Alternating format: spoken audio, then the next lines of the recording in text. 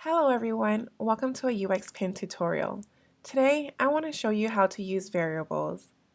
Variables allow you to store user inputs and take actions based on the provided data inside the prototype. You can easily create dynamic text elements, tailor design content, and collect data to display it elsewhere in your design. Take a look at the preview mode to see how it all works. Let's say I want my user to provide personal details while setting up the account, and I want these details, like the name, to be transferred onto the credit card on the next page. As you can see, the name of John Doe appeared on my credit card.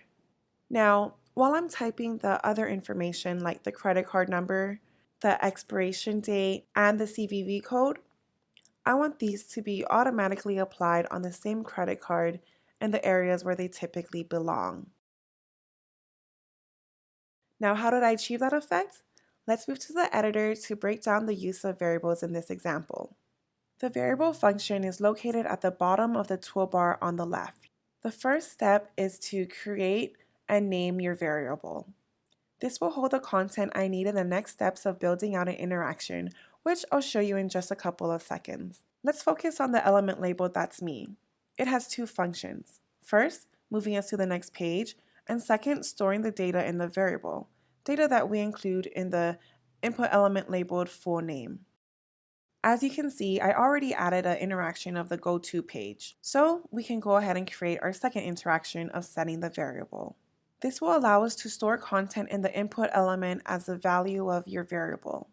You want to make sure that the variable is set as content of element and choose the element labeled "full name" input. Perfect! Interaction is all done, so we can move on to step 2, which is the next page.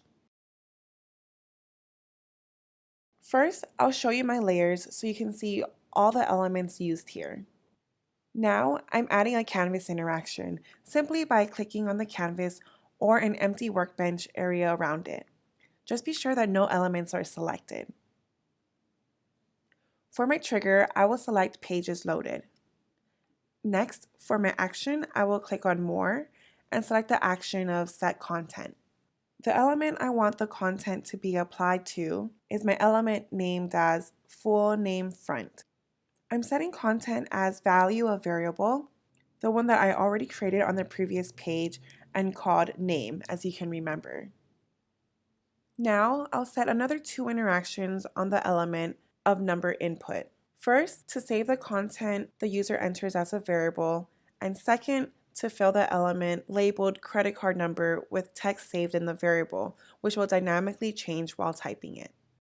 Now, I will build out an interaction to save the content that the user enters as a variable.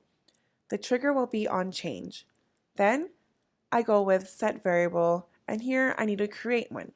You don't have to go to the toolbar this time. You can stick to the Properties panel, but only while adding an interaction.